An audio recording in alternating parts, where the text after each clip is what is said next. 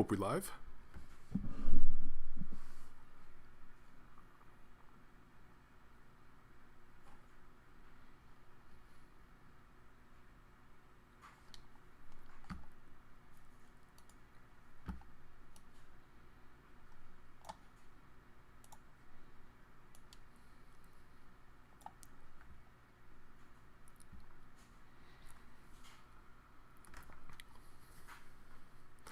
Hello everyone, welcome to the OneClass channel.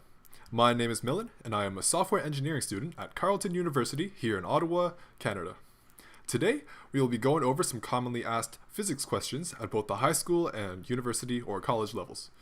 If you are interested in getting additional homework help or if you're interested in tutoring, check out the links in the description below.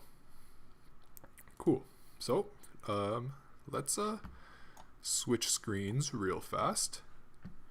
And we can learn about some beautiful physics.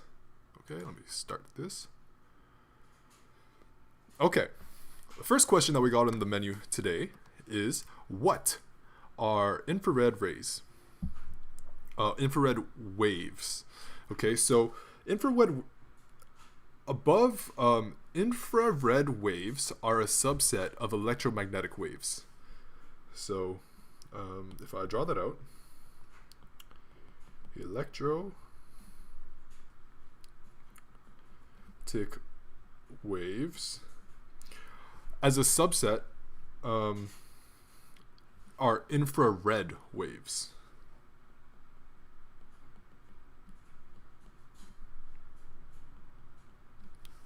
Some other examples of electromagnetic waves that are also along the same spectrum, but of course different spectrums than the infrared waves. We have visible light,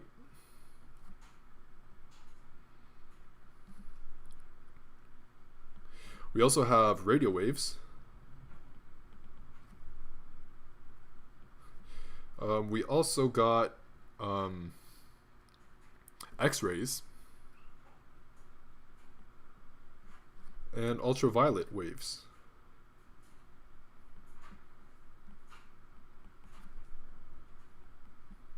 So if we were to draw out like a spectrum of the electromagnetic wave spectrum, like here on a line, here is going to be big wavelength,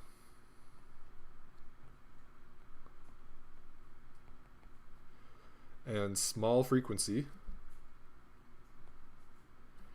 versus the other side is going to be small wavelength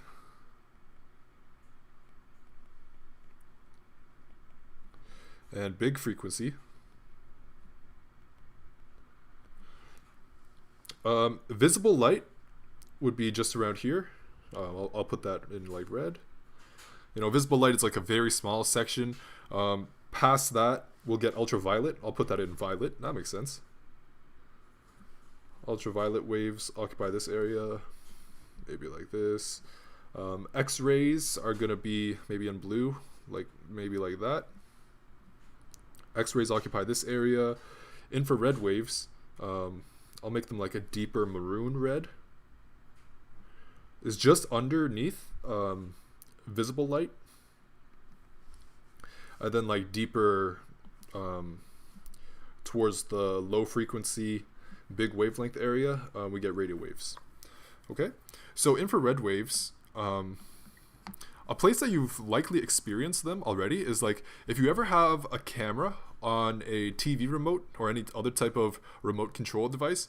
Remote controls often use infrared light, but with certain cameras you can be able to see, like when you have a button press, it's going to give out a little light signal.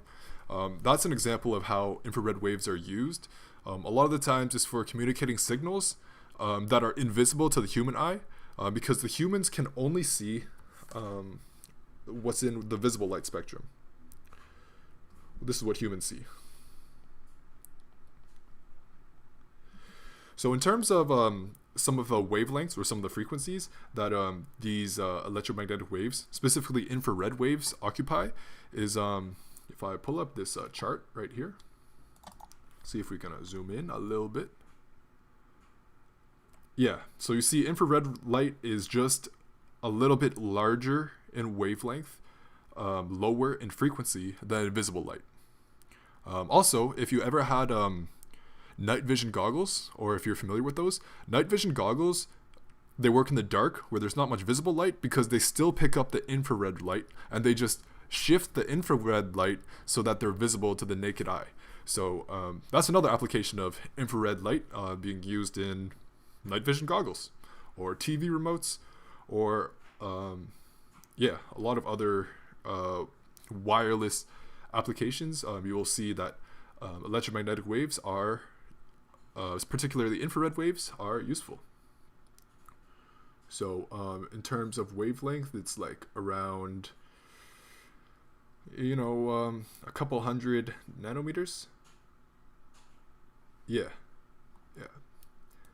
And so the answer that the junior tutor gave us here is gave us the frequency ranges. That's perfectly valid too. If you want to convert frequency to wavelength, because they are directly proportional to each other, you do like frequency is equal to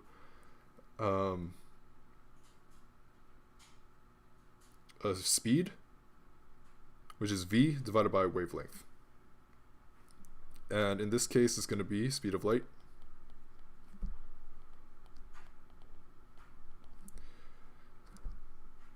that's going to be wavelength,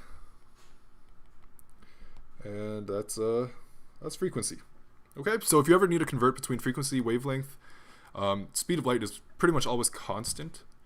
It's about 3 times 10 to the 8 meters per second. So yeah, I'm sure that if we were to convert these frequencies into wavelengths, we would expect to see a couple hundred nanometers.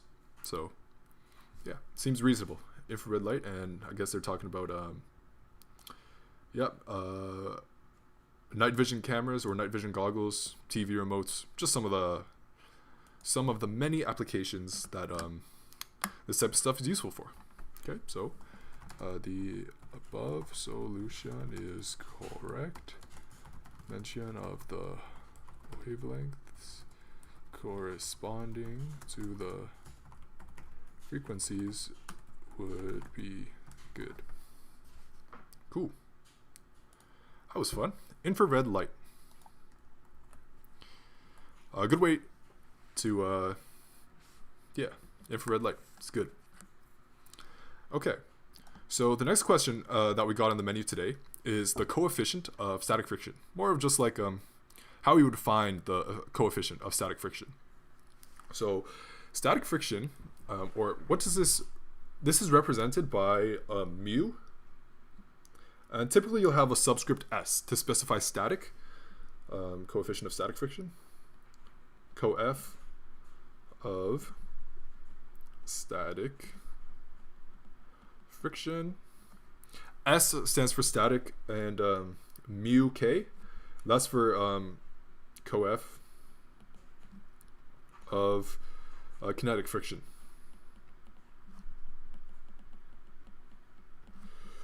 This static friction applies when you are not moving. Applies when stationary. I guess that's another way to say it. Stationary. And this one applies for kinetic friction, applies when moving. Okay, the coefficient of either one of these frictions is essentially telling us how intense is the friction going to be. So if you're going on a skating rink, if you're a figure skater, the ice has not a lot of friction, right? So you could slide something across it and you should expect that it will slide for a good amount of distance because there's not a big force of friction to slow it down. Something like if you ever done any skateboarding, the grip tape on the top of the skateboard, you get a lot of friction on there, and that's by design because you don't want to be sliding around on the top of your skateboard. That would probably result in some painful times. So higher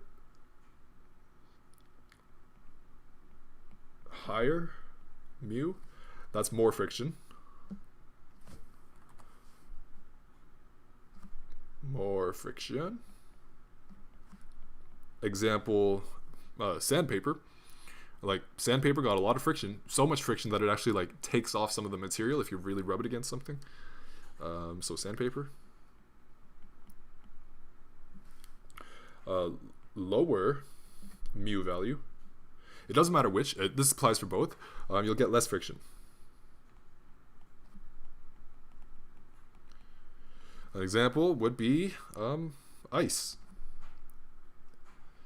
Ice is solid water. Fun fact. Yeah. Cool. But how do we calculate these? More particularly static friction. So I can actually do a nice little demonstration. So for finding static friction coefficient, you pretty much want to find out what angle, or let me just spread this out. Find angle when objects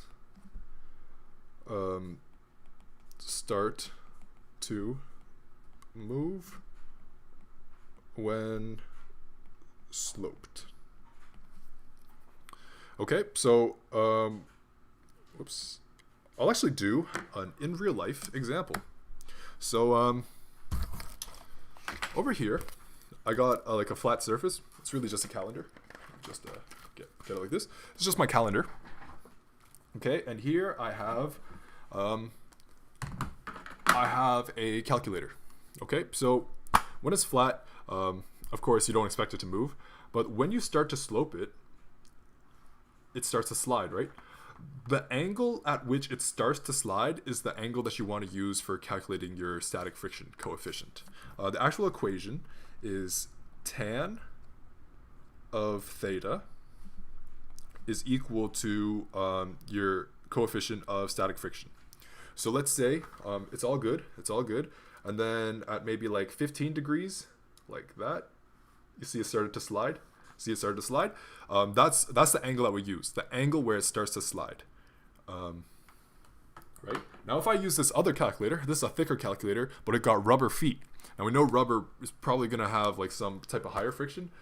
It's going to take a larger angle for this to start sliding, and that will correspond to a higher coefficient of friction. In the event that it's difficult to like measure this angle here, like you know, that's your surface, this is your theta. You can also measure the distance here. So this would be your opposite. This would be your adjacent, ADJ. You can also find it by, instead of measuring the angle, because, you know, protractors are not always easy to apply to things, you can just take the measurement of the adjacent and the opposite height of your surface that you're sloping, and you can find the tan of the angle that way, which also just gives you the coefficient of friction. So this would just be op over adjacent. Okay, so that's exactly how you'd find the coefficient of static friction experimentally. Of course, you got to be very, very precise in determining like exactly what height or what angle the slope is going to be at before it starts to slide. So if we got like our thing here, starts to slide. Starts sliding. So when you see it slide to the left, that's when you take the angle measurement and put that in your tan function. It'll give you your coefficient of static friction. Sounds good? Super fun stuff. Yeah. So Lucian is good. The text in the is very small though.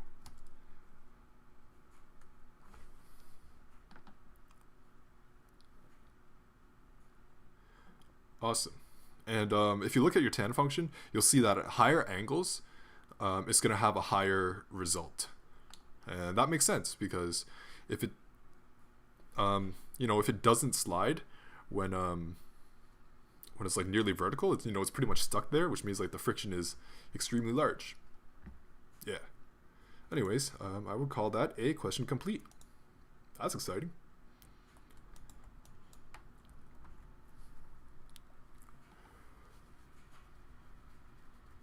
Cool. The next question that we have on the menu today is an object has been subject to a force, F, over a course of time. What is the change in momentum of the object? Okay, so one thing that we should keep in mind is the concept of impulse.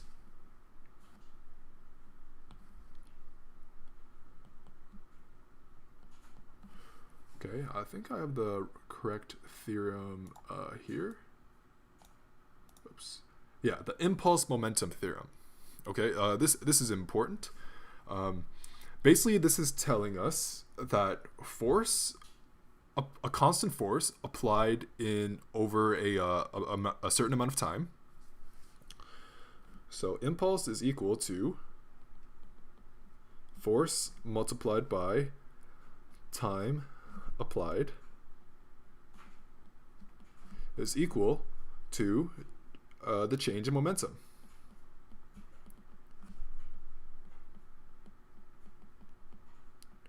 Okay. Now what we see with what the junior tutor has here is what was given here is that like we really broke this down into like we got the acceleration, we substituted out the acceleration in terms of our original kinematics equations, and then found the terminal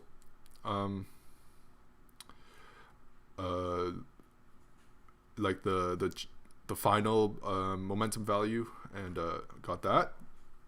But what we need to know just off this theorem is that the constant force multiplied by the time that it is applied is the change in momentum. Okay, so impulse is typically written as J. Why don't we use I? Because that is, I think that's used for moment of inertia as well as used for current. So yeah, where I is reserved for things that don't contain the letter I. Yeah, it is what it is. So for our J, our impulse, is just going to be our force multiplied by our time. Whoops. Let me write like dot time, and that is equal to the change in momentum. So if a positive force is applied for maybe like 1 second, we should expect to see our momentum increase, right? Because this is going to be like a positive value, so its final velocity is going to be higher than its initial velocity. Its mass is likely going to stay the same, and you would just see like a higher momentum after a force is applied, a positive force is applied. If we apply a negative force, that could be like, if you're driving a car and then you hit the brakes, that would be like a negative force because it's like a frictional force that's slowing you down. That will result in a negative impulse, which is a negative changed momentum. Another way that you could write momentum or change momentum is P2 minus P1. P1 being the initial, P2 being the final momentum. Now, why is momentum with the symbol P? Good question. I don't see a single P in the word momentum, but that's just the way it is. Yeah, a lot of these naming conventions are very, very old, and everyone is kind of scared to like go back and say, okay, actually all those papers from way back then with like P for momentum, forget those. We're using like a different letter now. Like it ain't really that easy, and we can't use M because M is already used for mass, so it'll be a little bit confusing if we used M for momentum as well as M for mass. Also, don't forget that P is equal to mv. So if momentum was something like M related, and then we have to multiply the mass by the velocity to get it, like it could be quite confusing. So I guess we will settle for using P. Okay, the above solution is good. Yeah, the above solution is good. could be quicker with mention of impulse theorem. Awesome. But yeah, that's a question complete. Okay. Next question that we got on the menu now is for conditions given in the previous question. What is, I guess it's probably just this question. What is the charge's actual trajectory? Okay, so we do have, our clues that we have here is that our B, our magnetic field, let me write that out, our magnetic field B into the page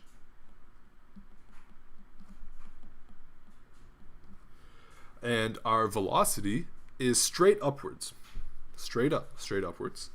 Velocity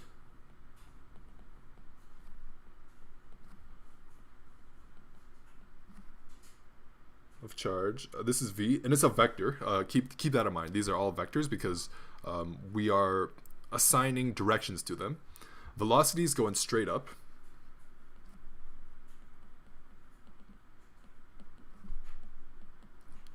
And the charge is negative. And if it's just like a single charge, we can assume that it's going to be an electron. Not that the actual like particular magnitude of the charge is important, because our multiple choice options are just like, you know, what type of path, but it's going to be a negative charge, which is important. Let's just say it's electron. Negative. Okay, now let's consider what the magnetic force inside of a magnetic field, or the force applied, the force experienced by a moving charge inside of a magnetic field. That force equation, F, is written below here. It's like equal to, oh, it's a vector, by the way. Don't forget that it's a vector. It's going to be Q, the charge. Charge is just a scalar. And then we need to multiply that by the cross product. And what are we cross producting? I think it's velocity cross B. Yeah, exactly. So it's a velocity cross product B. Okay, so a fun fact is that charges moving in a constant magnetic field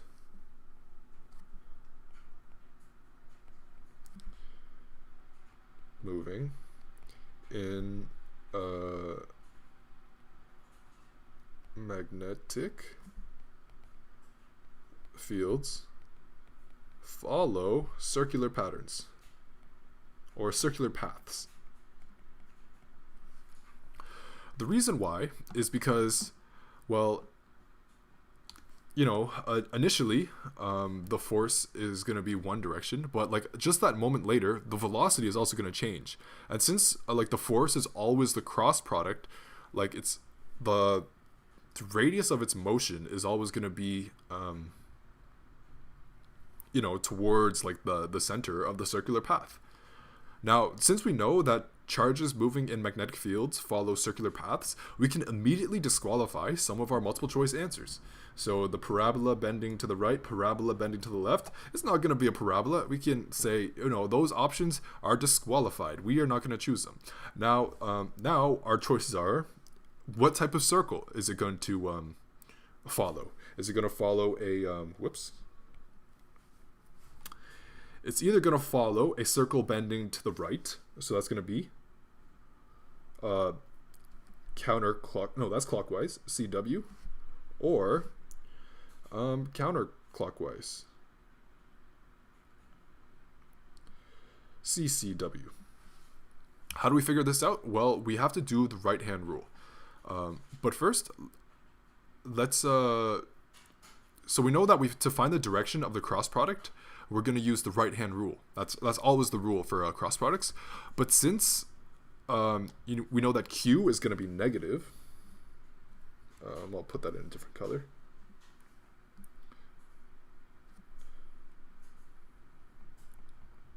That means we can either use the left-hand rule, either left-hand rule or right-hand rule, and then just immediately negate that with the negative. Or negative right-hand rule. Some people prefer to always use the right-hand rule, but you have to be very precise and very careful with your signs that way. If you use like your left-hand rule, you can say like left-hand rule is for electrons when you have like negative charges, and right-hand rule is for positive charges. Okay, so let's actually do both, and we should come with precisely the same answer. So we know that to do a right-hand rule, our first thing is going to be like just our index finger pointed regularly. Our second thing is going to be our middle finger, like this, horizontally, directly 90 degrees to it. I guess that's the easiest way to do it. And your thumb is the direction of the result. Okay, so if we're going to apply the left hand or the right hand rule here, we know that our equation, the first thing is going to be V. So index finger is going to follow the V. Our middle finger is going to follow the B, go in the same direction, and in this case it's into the page. At this point, I have my thumb pointing towards the right. Pointing towards the left. But since this is an electron, we have to negate this and point my thumb to the other direction. So it would be a circle bending to the right if we did it that way. Okay. Otherwise, if we were doing the left-hand rule, we wouldn't need to like invert that. So we just say, because it's a negative charge, we're just using the left-hand rule, and we're going to just follow whatever it gives us. It's the same thing, except with your left hand instead, and this should give you precisely the same answer. So our V is our first thing that we're multiplying here. Our V is the first thing in our cross product, so that's going to be our index finger. Index finger is going to follow V. It's going straight up, like it's straight up going straight up. Our middle finger, our B, is going into the page again. So we're going to follow our middle finger to go into the page, and our index is still going up. Our thumb is now pointing towards the right hand side of the page, like that. And since it's the left hand rule and we got a negative charge, we're good.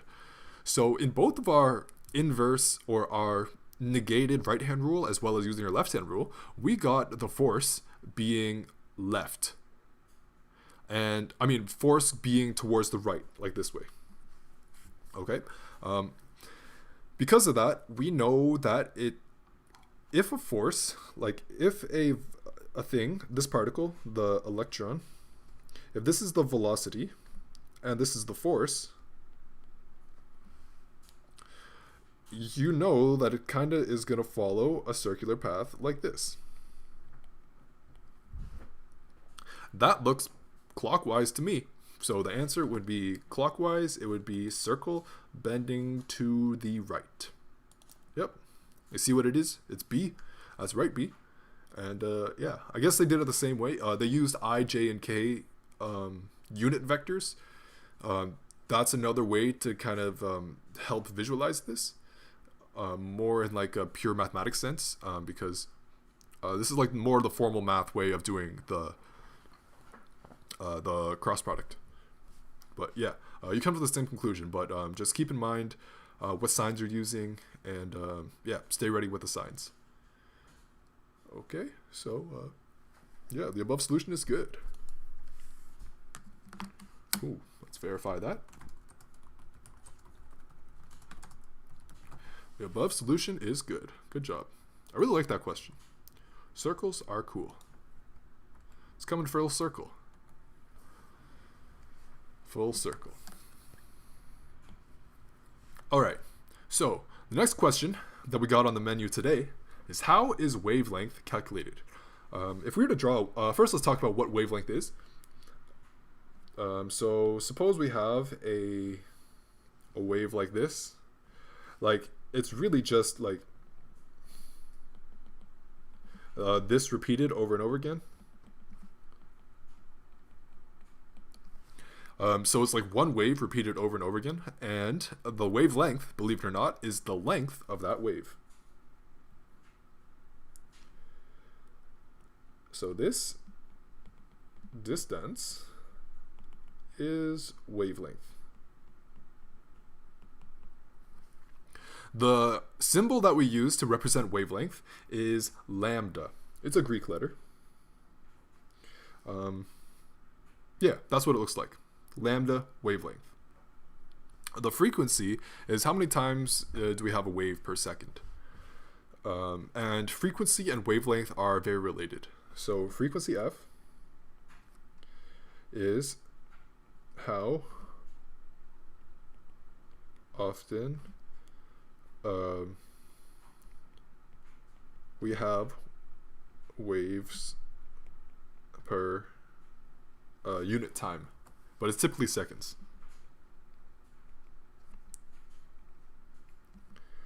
Okay, so that would be frequency. And the last property of interest that we need to know is v, which is velocity or the speed of the propagation of the wave. So v, this is the speed of wave propagation. So the speed of light, that's very, very fast. That's probably the fastest c that you will ever use. I guess it's also the fastest c that is possible in the universe. Fastest speed, that is. So an example of that would be c. That's the speed of light. That's 3 times 10 to the 8 meters per second. Speed of sound. Sound speed. That's equal to like 300 to 400. Like maybe it'll be like 300 meters per second. Still really, really fast, but you know, it's not really going to catch up to light anytime soon. And the speed of light, the speed of sound depends on the temperature too. So that's an interesting thing. But yeah, it's about equal. Not actually equal to exactly 300, but you know, you kind of get the idea. Now, how are these things related to each other? They're related to each other with the universal wave equation.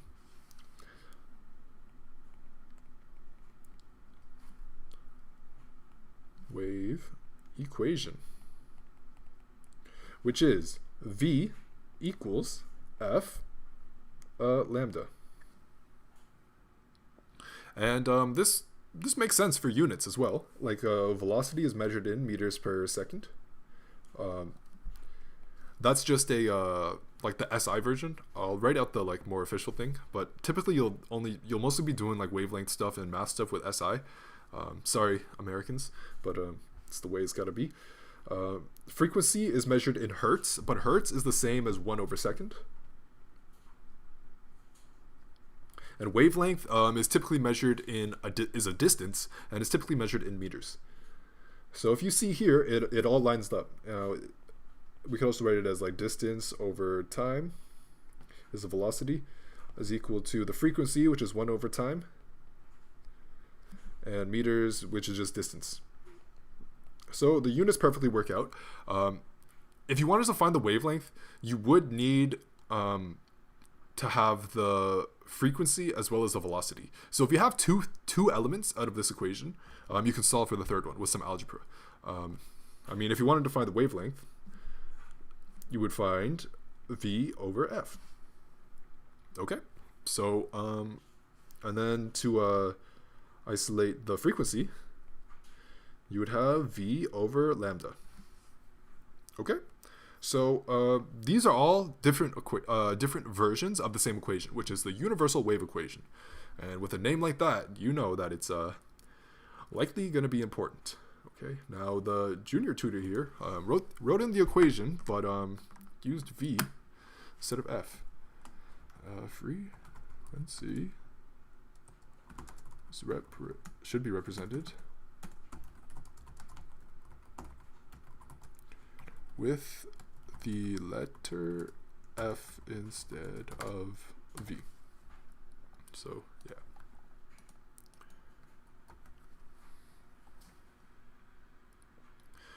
Okay, next question that we got on the menu today is the gravitational force formula. So gravity is a force that exists all the time between things that have mass. We typically think of like, oh, gravity, that just makes things fall down. But it actually occurs between any two objects or any object, like period, in the universe that has mass. Because the Earth is so much heavier than anything that we really deal with on a daily basis, we don't really have a gravitational force that is noticeable to us that is not caused by the Earth. But technically speaking, two grapes beside each other, they both have mass. They are attracting each other with the force of gravity, like two grapes. Like, they don't gotta be big to have the force of gravity. It's always there as long as it has mass. They're not going to get attracted to each other very quickly, though. Maybe not at all, because the gravity force that attracts them might not be able to overpower the frictional forces that are, like, holding them to the table. So the gravity force is always there, and the formula for the gravity force is, to represent that force, let's call it Fg. G for gravity makes sense to me. We can represent that with the equation big G times m. Those are both mass values. It's just typically you'll use like two different m's, one to specify that they're different masses. So it's like myself and the Earth, I would be like the little m, my own mass, and be like 80 so kilograms. The Earth, many more kilograms would be like the big M. All of that divided by r squared. Okay, now let me just write out what all of these little variables mean. So Fg, that's a gravitational force.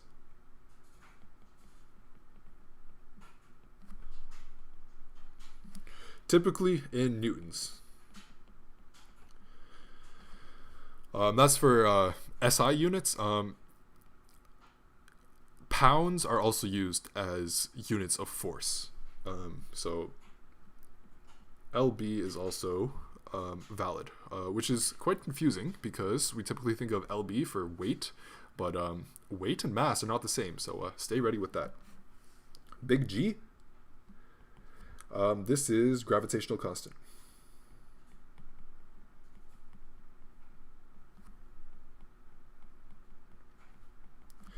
Which is 6.67 times 10 to the negative 11. I'm just going to verify the units real fast, because I do not want to get this wrong.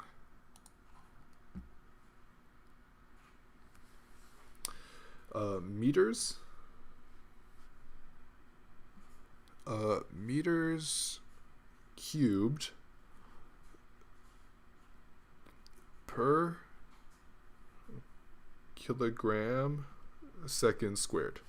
If you're using imperial units, you're going to need to use a different constant, because this constant is calibrated to be used with newtons. So yeah, you might not want to be using pounds at all, unless you're comfortable with changing out different G. Okay, and then M, that's one mass. Sometimes you also see it written as this, like M1, M2. That's perfectly valid. It's just you can use an uppercase and a lowercase m to specify different m's, different masses as well, over r squared. Both of those equations are valid. M1 and M, they're both just one of the masses, one of the mass values. And you're going to want to use kilograms to be compatible with our constant G. If you use like slugs, grams, stone, other measurements of mass, you'll want to convert to kilograms first. It'll just make it compatible with the units. Otherwise, the units are going to be a little bit difficult to deal with. And R is the radial distance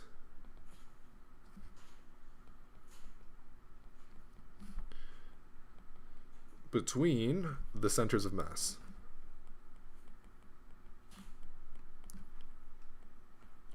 So radial distance, that just means like shortest possible distance.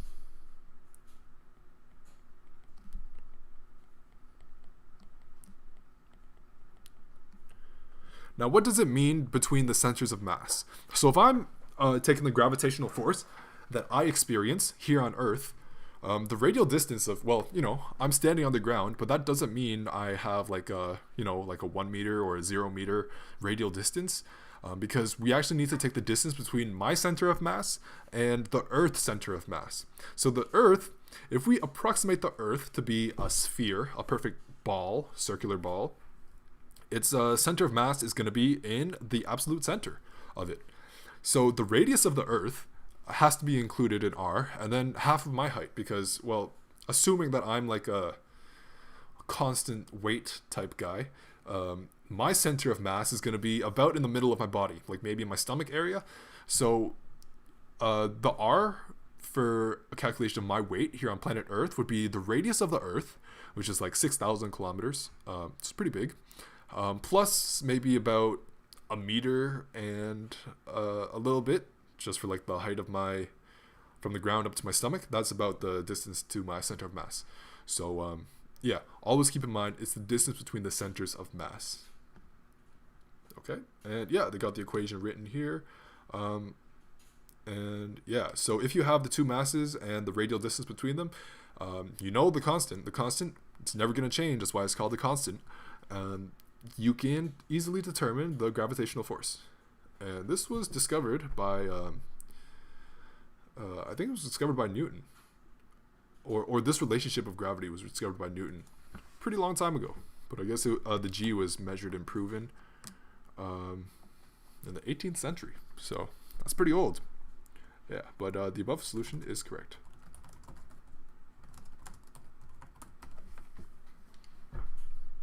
Cool. Groovy. Gravity. Okay. Next question that we got on the menu today is a very specific question. So a wave along a guitar string has a frequency of 444 hertz. That's the note A, by the way. So note A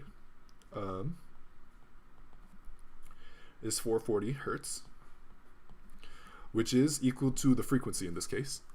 So what I'm doing here is I'm pretty much just extracting all the numbers of interest from the question. Okay, so the frequency is 440 hertz, corresponds to the note A. I'm serious about that. So yeah, if those of you who are musically inclined could find this stuff interesting. If the wavelength is 1.5 meters, so what's a wavelength? Wavelength is represented by the Greek letter lambda. It kind of looks like an upside down V or an upside down Y, or the Chinese word for person, which is Rin. Yeah, that's what it looks like. And it's 1.5 meters. And the question is asking us, what is the speed of the wave? So V, well, we got to figure that out. How do we solve this? Well, we want to think back to if you're like on an exam, and you typically for physics exams or in tests, you'll have equation sheets, because I think it's very cruel to not provide students with equation sheets.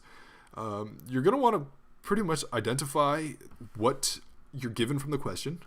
Every number in the question is typically going to be useful, so try to put like a letter beside it that corresponds to what it is, and then look through your equation sheet to find out what equations use those letters.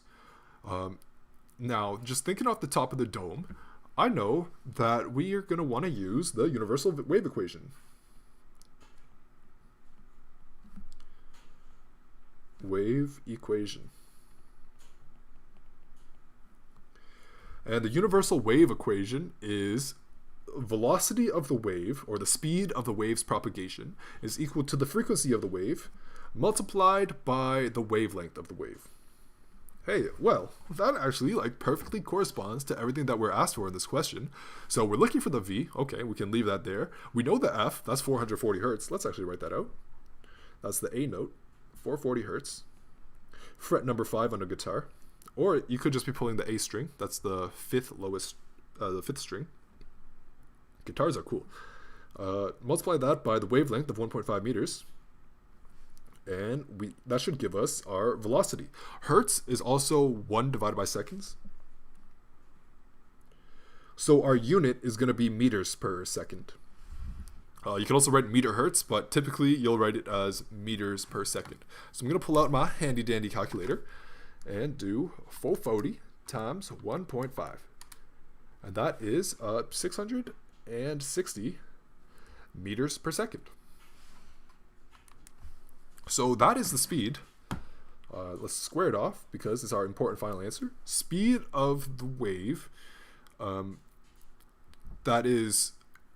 it's the speed of the wave that exists in the guitar string, in the A string.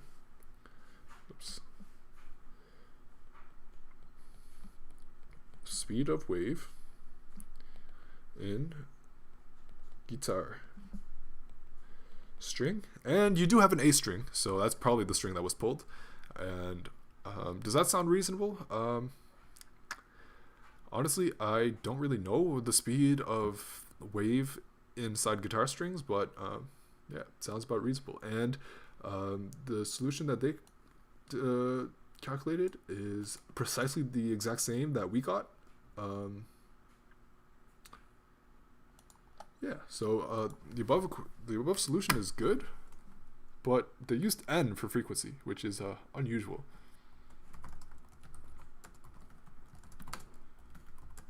But F is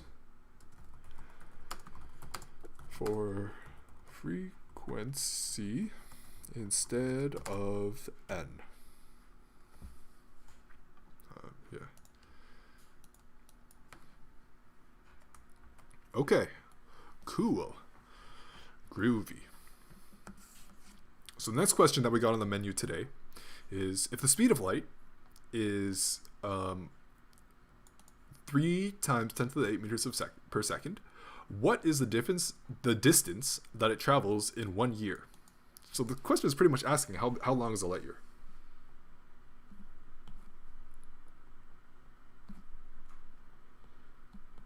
Is a light year.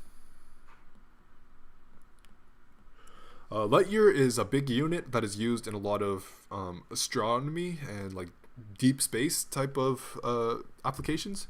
So you know, the distance between us and like very distant stars, like you don't want to be measuring that in meters, kilometers, miles, or anything like that. Like if it takes a year for light to get there, might as well just say, okay, it's a light year away. Okay, and what are we given? So we know that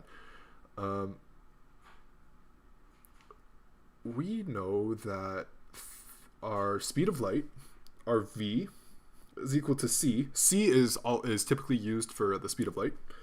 Why? Good question. Speed of light doesn't have the letter c in it, but that's just the way we like to do things.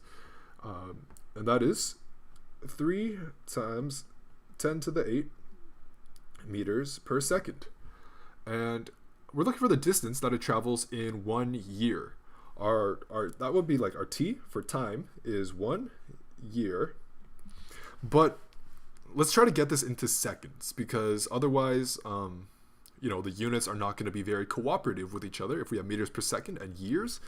So how many seconds are in 1 year? So 1 year is 365 days about. Let's not really worry about leap years for now, because technically it is like 365.26, but just to be congruent with these calculations, we can just do 365 days. 1 year is 365 days, and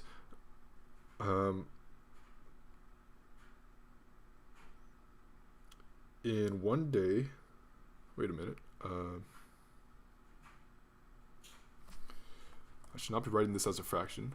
So it's 1 year, multiply that with 365 days per year. So the year up top there and the year down here, they neutralize each other. And then how many hours are in a day? We know we got 24 hours inside of 1 day. So the day down there and up there, they neutralize each other. How many minutes are in an hour? We got 60 minutes in an hour times 60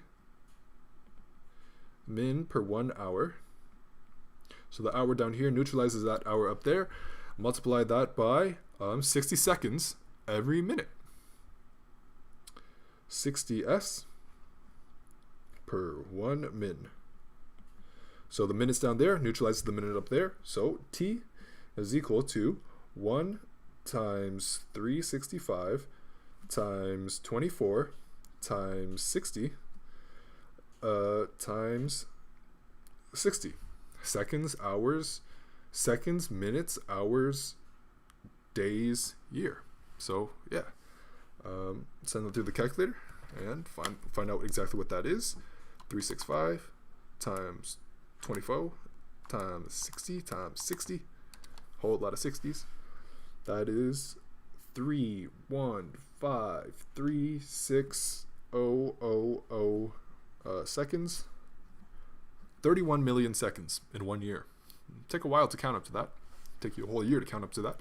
And now that we have our time in seconds and our velocity, we know that our equation for velocity is equal to distance over time. But we know exactly what our velocity is, and we know what our time is. We're just trying to find our distance. So we can multiply both sides by t. Vt is equal to d, our distance. And we have those numbers, so let's sub them in. We got 3 times 10 to the power of 8 meters per second. Multiply that by 31,536,000 seconds.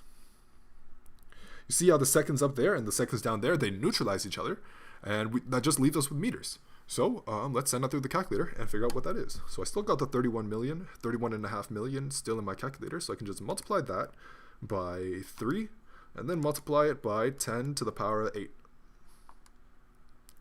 And our result should be the distance that is 1 light year. So D, my calculation was 9.4608 times 10 to the 15 meters. It's pretty far. Yeah, and they got precisely the same answer. So that's awesome. Light years are pretty far. So if anyone says, hey, do you want to run a light year? Say, nope, sounds too far for me. Awesome. So if you see light that existed a year ago, that's how long it traveled. Fun thing to think about. So yeah, the above solution is good. Is good. Mention of the and velocity equation might be helpful. Awesome.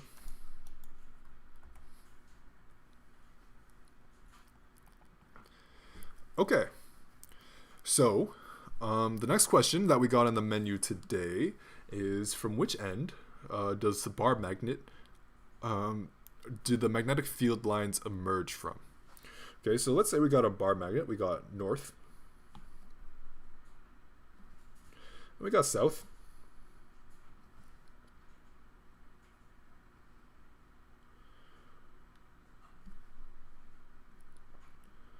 A great way that you could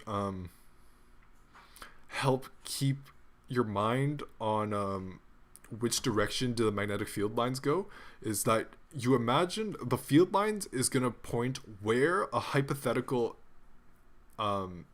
north would be pushed. So north is not trying to stay with another north. North is trying to go south. So the magnetic field lines are really going to be like this direction. Right? They're all trying to go down south. You can actually try this experiment at home if you got a compass, or if you got some magnets, and if you have some like iron dust. You can see like these lines start to emerge in like this type of pattern. So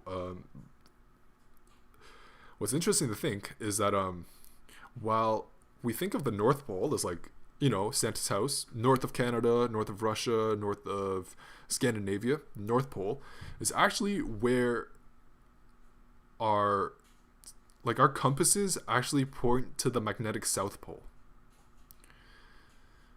So because they're pointing south. So it's just an interesting way to think about compasses. But the best way that I can recommend to remember this is just imagine that the field lines are going to tell you where a north would be pushed. Or you can think about it as like, magnets are like hibernation. We're all trying to go south during hibernation season, like birds and all that. So yeah, could be whatever it takes to remember it. So just know that we go into the south. And I think I have an image of So this is just off Google. Like I just Googled like magnetic field lines. This is what they look like. They're getting away from north. Maybe you could see like north not coming here. That could be another way. South is where the things are sent to. Whatever it takes to remember it. But dipping out the north. So, yep. Yeah. The above solution is good. Cool. Magnets are attractive or repulsive. In the event that they are I was trying to string that into this new question, but the next question that we got on the menu today is, how can acceleration be negative? So the first thing that we got to mention about acceleration is acceleration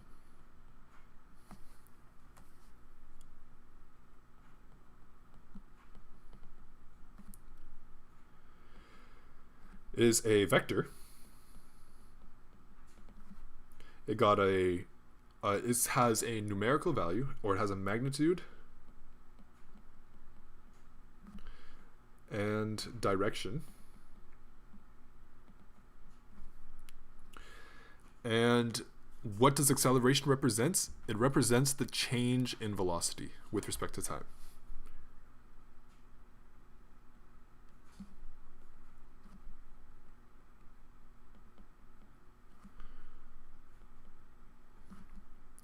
Respect to time. Gotta respect the time.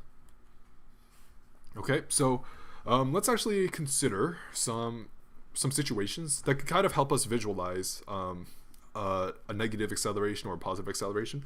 So if we got someone that's just chilling, a car accelerating at a stop sign. So you arrive at the stop sign, and immediately your velocity is 0 because you're a good driver and you actually stopped. You're at a complete stop at the stop sign. So stop sign situation. Initially, velocity 0, and once you want to start to move again, you don't want to. Stop sign does not mean parking lot. Like, you're going to try to move eventually. Your velocity needs to be increasing for you to be moving. So you have to accelerate to make your velocity non-zero to keep yourself moving.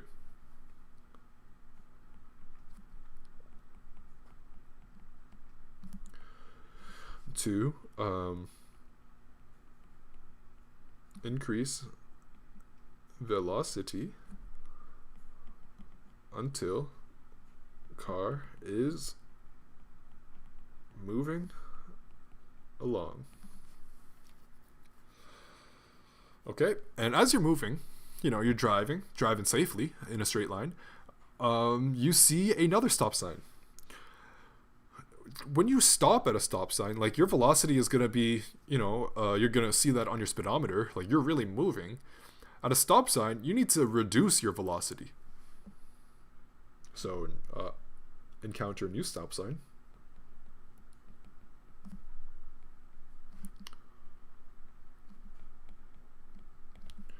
And the car is still moving at this point.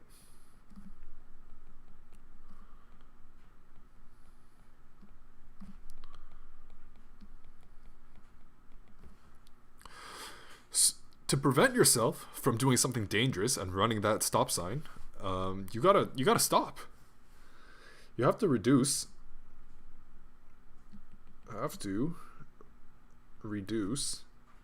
velocity to stop. Now, we could do this with acceleration, because we know that acceleration is changing the velocity. When you apply an acceleration, velocity is changed. So if we have a positive velocity, that's going to be increasing if we have a positive acceleration, that will increase our velocity. If we're trying to reduce our velocity, the only way that we can do that is with a negative acceleration. So typically you can see accelerations positive for when you're increasing your velocity, positive for when you're increasing your velocity, and negative when you're decreasing your velocity. And that's like more in like a one-dimensional sense. The positive or negativeness, like the sign of the acceleration, becomes less important as you go more into like vectors acceleration. It's more like for like the one-dimensional cases. So I have to reduce velocity to stop. That's negative acceleration.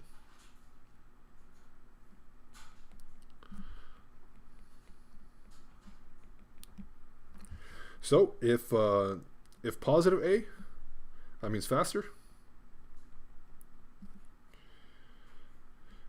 Minus A, that's slower.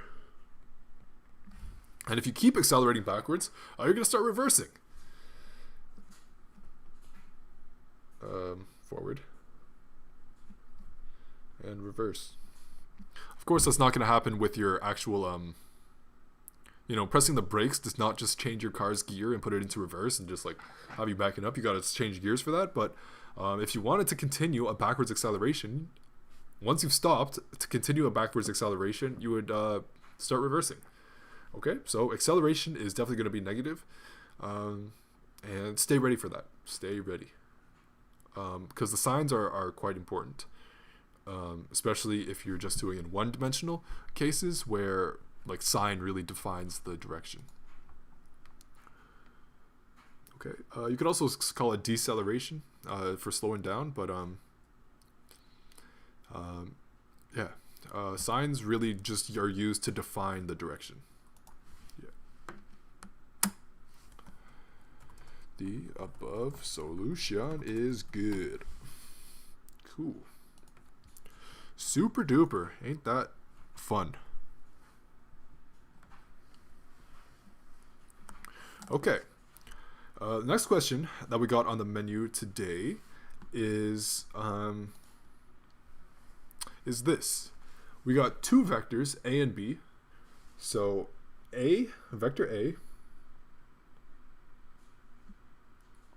has a magnitude of 12. To specify the magnitude of a vector, you can do like the two lines for like absolute value. Sometimes you can also see it as like double two lines. And that like makes sure that it's not confused ever with absolute value. The double bar is used to just specify that it's the magnitude of the vector, and it's 12 units. Which units we don't know, doesn't really matter. And B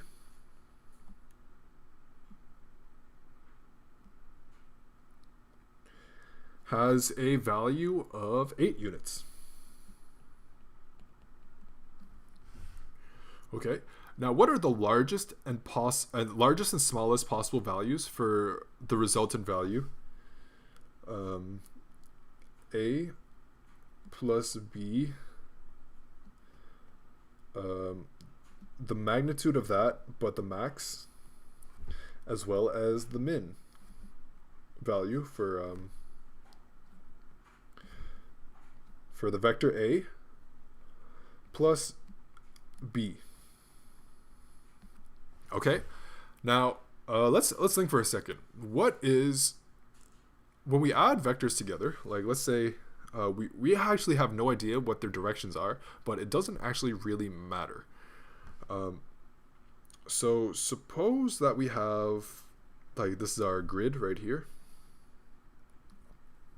and maybe A will make like that, and B, well, we can do like that. Okay, if we were to add A plus B, we would do something like this, like A, that would be B, and the result would be something like this.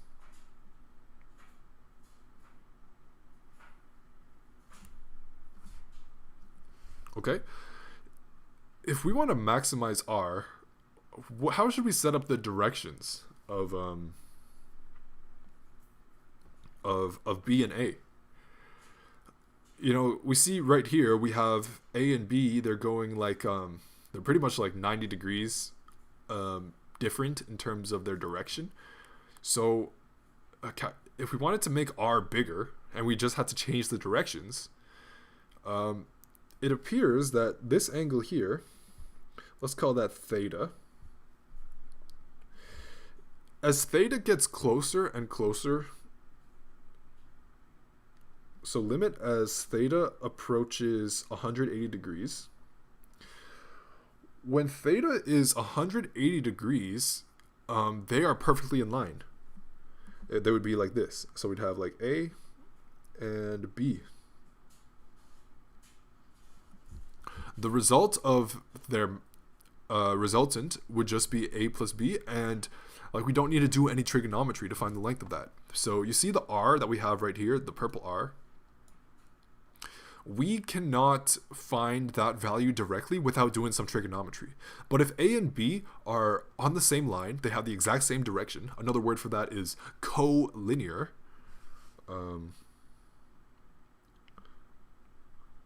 Collinear vectors,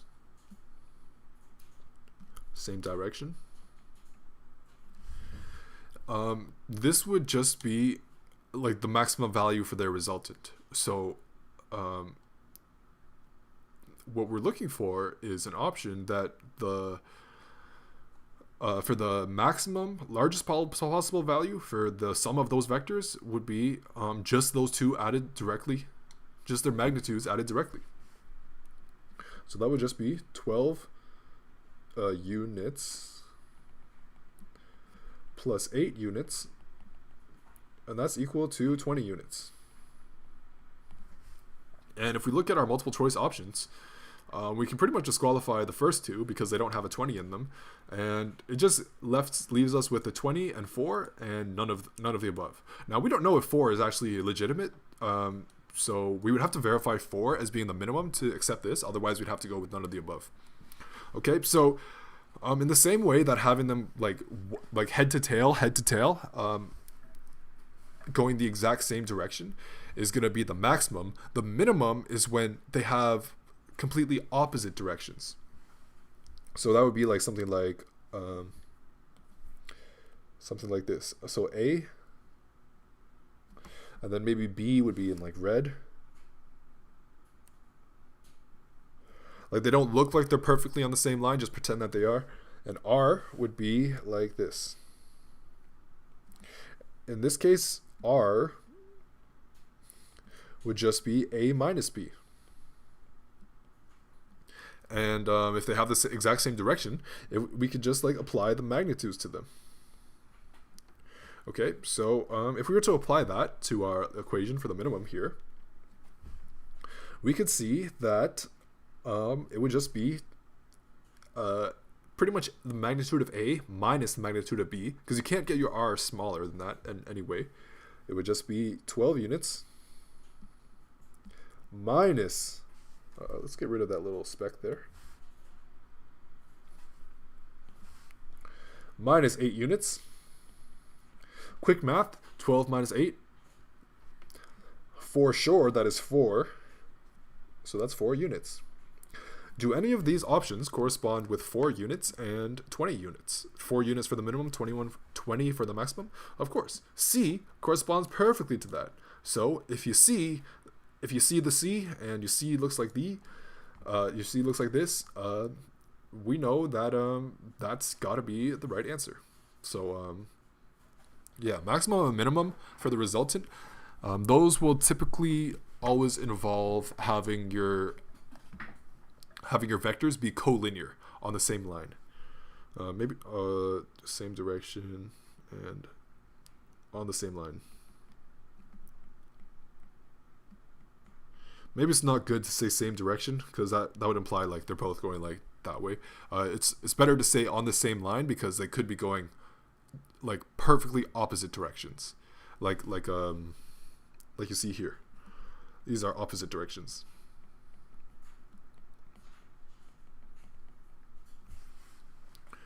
Okay, and I think that would wrap up this question. So, yeah, they talk about the collinear stuff, and it's C. So, the above solution is correct. Cool.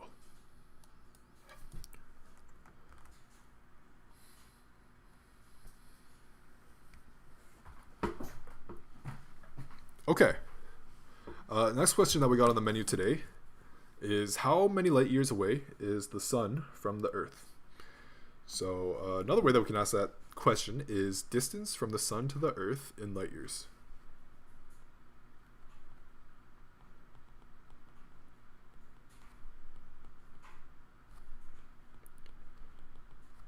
Sun to Earth in light years.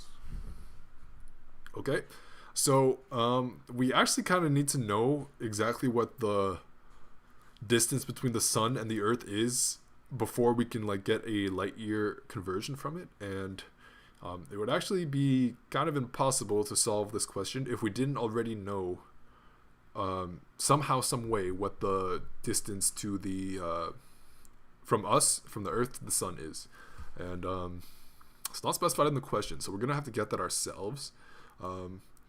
Typically, you would look that up on a table or something, or in a graph, or on Google. But we know that our distance, our d, is equal to 149,597,870 000 meters away. So I just converted that K in kilometers, the kilo. I converted that into a multiplication by 1,000. And a little bit of an easier way to write this would be D equals 1.49598787 multiplied by 1, 2, 3, 4, 5, 6, 7, 8, 9, 10, 11 times 10 to the 11 meters. I'll actually just Google. I'm going to Google that real fast to verify that. And Earth.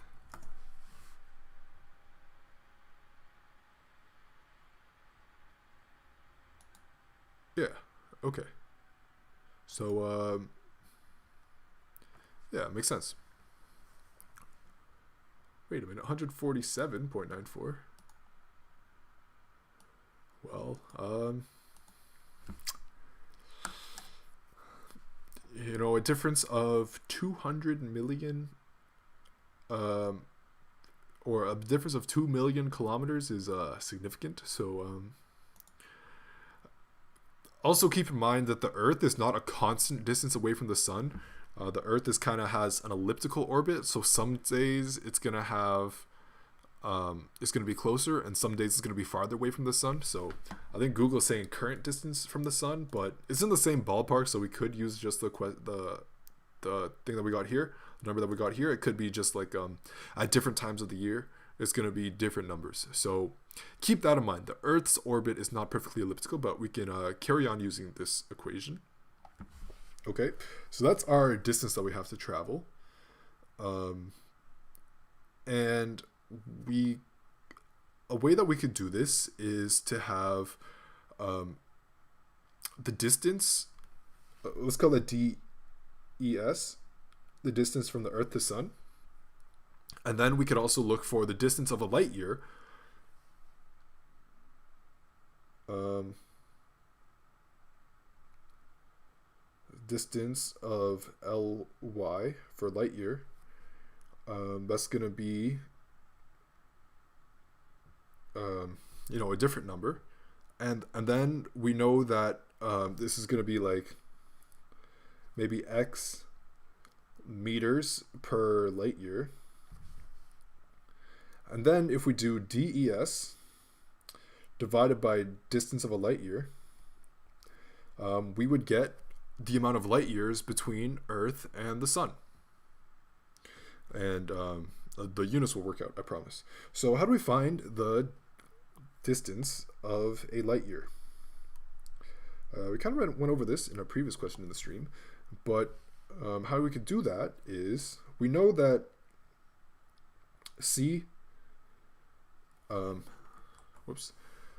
we know that light velocity, v light, is equal to c, which is equal to 3 times 10 to the 8 meters per second. Okay, and we know the time is 1 year.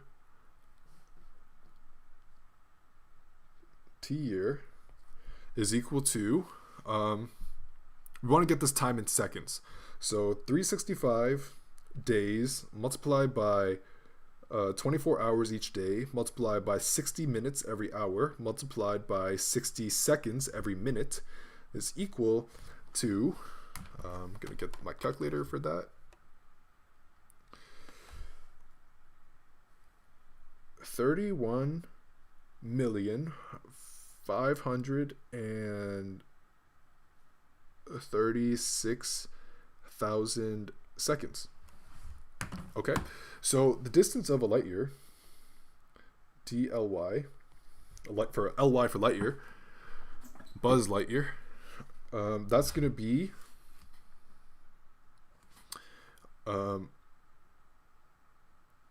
our distance, our time multiplied by our velocity.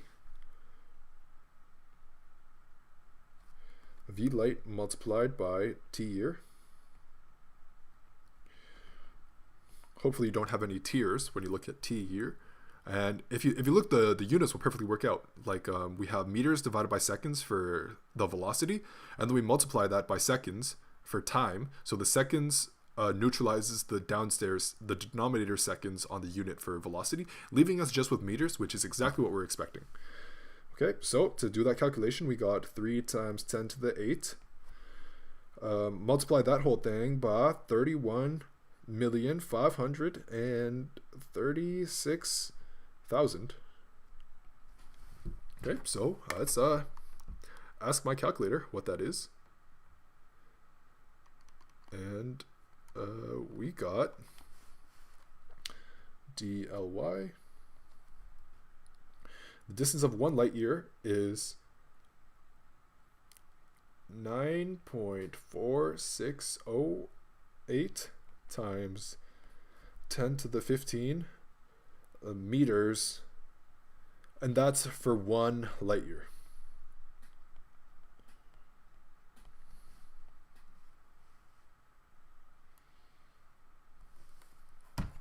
Okay, now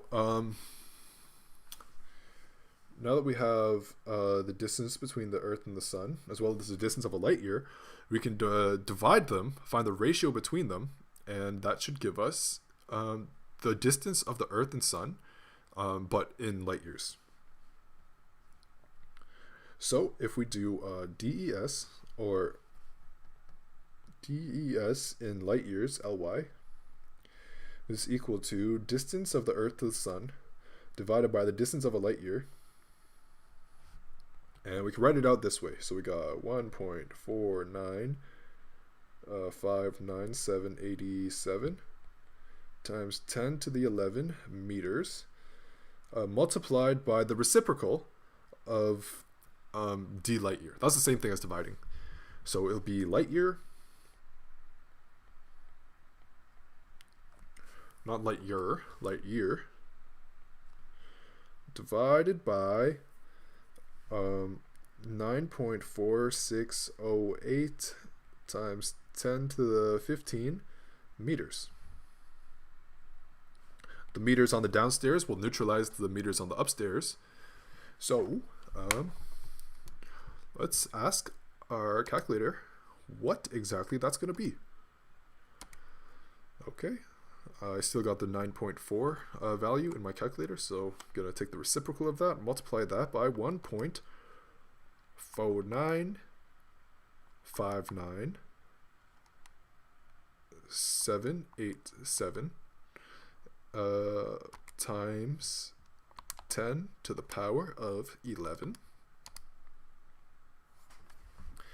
And I got distance from the Earth to the Sun in light years is equal to 1.581 times 10 to the negative 5 light years.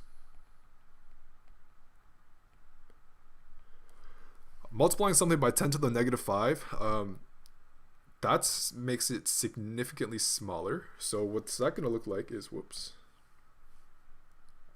is like 1581. So that's 1, 2, 3, 4, 5. That's how many light years we're going to be. So talking about the distance between the Earth and the Sun in light years would kind of be like talking about the distance between your fingers, like my index and ring finger, the distance between them, and we measured that in miles or kilometers. Like, that unit is probably too big to be comfortably used in this application, but if we did want to find it out, that's what we would get. So yeah, they came to the same calculation. However, the units are a little bit confusing. So yeah.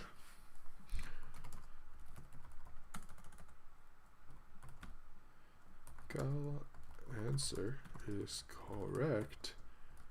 However, the process used to get there does not consider the units. Time t should not represent the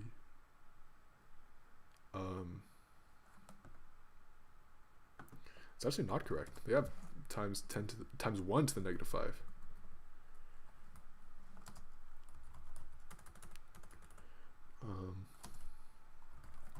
Should be times 10 to the power of negative 5. Oops.